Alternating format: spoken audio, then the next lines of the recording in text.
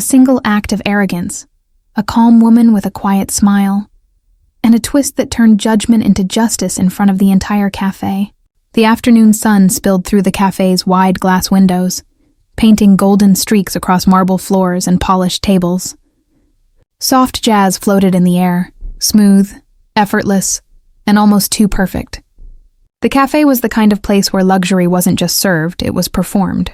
Waiters glided between tables with practiced smiles, attending to customers dressed in suits, pearls, and designer watches.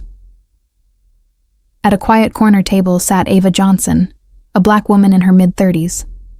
Her outfit was elegant but understated. A cream blouse, a simple gold necklace, and a leather notebook resting by her coffee cup. There was a calm grace in the way she sat, as if she belonged everywhere, even in places that didn't always welcome her. Her eyes, thoughtful and observant, followed the rhythm of the room. Behind the counter, Tom, a young waiter with sharp features and sharper judgments, glanced in her direction. He didn't bother to hide the way his eyes skimmed over her, dismissive, uninterested. To him, she didn't look like the kind of customer who tipped well or mattered much. The cafe buzzed with laughter and clinking glasses, yet under its polished charm, something uneasy lingered. A quiet tension, waiting to unfold. Minutes slipped by, one after another as Ava waited. Her glass of water remained empty, her menu untouched. The air felt heavier now, the soft jazz no longer soothing but sharp, echoing against the silence at her table. Tom passed her more than once, a smile ready for every other customer, his tone bright and polite, but when his eyes met hers, they slid away like she was invisible. Ava straightened slightly, keeping her voice gentle. "Excuse me," she said. "Could I place my order, please?" Tom stopped mid-step, his tray balanced on one hand. He looked at her just briefly, then sighed. "I'll get to you when I can," he muttered, his tone flat, impatient, as if she'd interrupted something more important. A flicker of embarrassment brushed Ava's cheeks, but she didn't let it show. Her composure stayed intact, her calm unbroken. Across the room, a couple noticed the exchange. The woman's smile faltered. The man frowned, whispering something under his breath. Tom moved on, laughing lightly with another customer, unaware that his small act of arrogance had been witnessed. The cafe's warmth dimmed, replaced by a quiet tension, one that only Ava seemed to face alone. Ava didn't let frustration touch her voice, or her face. Instead, she reached for her leather notebook and opened it slowly, her pen gliding across the page with deliberate calm. Her expression remained serene, even as she poured herself a glass of water from the nearby jug, the sound of the liquid breaking the uneasy quiet around her. Across the counter, Tom leaned toward another waiter, smirking. "Some people don't belong here," he whispered, loud enough for his cruelty to travel. They both chuckled, their laughter sharp against the soft jazz still humming through the cafe. Ava heard it, every word, but she didn't look up. She simply kept writing, her face unreadable, her hand steady. Then, something shifted. The chime above the door jingled, once, twice, followed by the low hum of a black luxury car pulling up outside. The laughter stopped. The cafe manager suddenly rushed out from the back, his face pale and anxious, adjusting his tie in a flurry. "Everyone, stand by," he hissed. The staff froze, uncertain but obedient. Tom blinked, confused. The room's energy changed in an instant, the calm replaced by anticipation, as if the air itself knew that something important, something unexpected, was about to happen. The cafe doors swung open, letting in a rush of warm air and the faint scent of city rain. The manager hurried toward the corner table, his expression transforming from panic to relief the moment he saw Ava. "Ms. Johnson," he exclaimed, nearly breathless. "We've been waiting for you. I didn't realize you arrived early." Every conversation in the cafe stilled. Forks paused midair.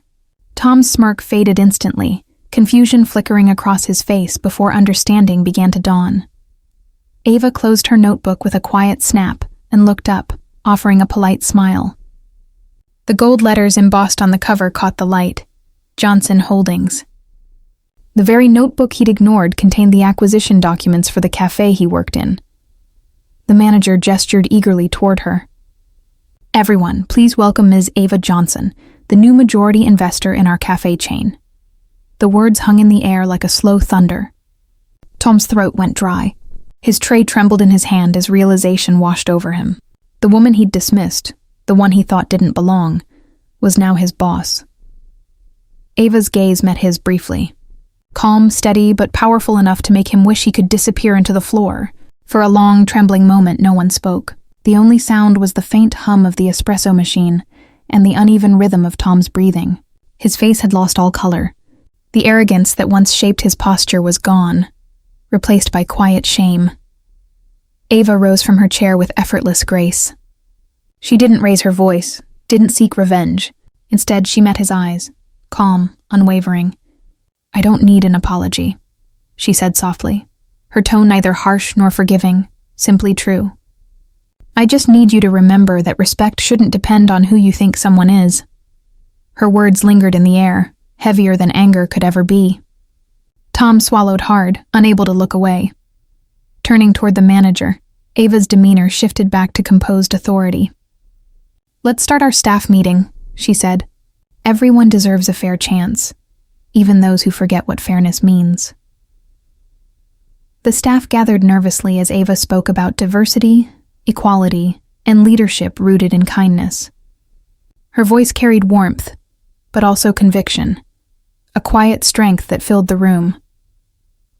Tom stood in the back, listening, his heart sinking as he realized the lesson wasn't just for the team. It was for him, and it was one he would never forget. The meeting ended quietly, but the weight of Ava's words lingered long after. The staff began to move again, their chatter softer now, their glances toward Ava filled with a new kind of respect, not the kind born of authority, but of understanding. Tom stayed behind, wiping tables that were already spotless, his thoughts heavy. Each word she had spoken replayed in his mind like an echo he couldn't escape. Ava stood by the window for a moment, watching the sunlight fade against the city skyline. Outside, the black car waited patiently, but she didn't rush. She took a slow breath, her reflection in the glass showing both strength and calm. There was no pride in her victory and only quiet purpose. She had not come to humiliate. She had come to change something. As she finally stepped toward the door, the room seemed a little lighter, the air softer, as if the cafe itself had exhaled, and as the narrator's voice settles over the closing scene, it whispers a truth that feels universal. Sometimes life tests our character when no one's watching. And sometimes the person you underestimate the most is the one holding the pen that writes your future. Never judge or mistreat others based on appearance or assumptions. True power often wears humility, and kindness is the real mark of greatness.